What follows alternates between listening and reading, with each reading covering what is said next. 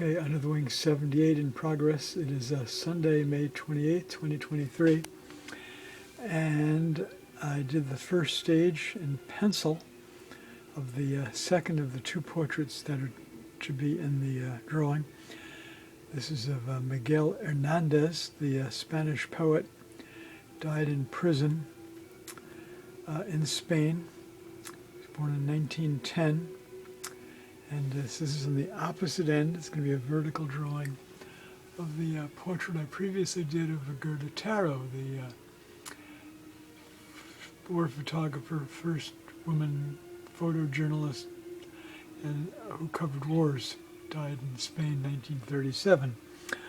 All right, to be continued. I'll be going over this in ink in similar fashion with like dots, short gestural lines, dashes, maybe some cross-hatching and so on.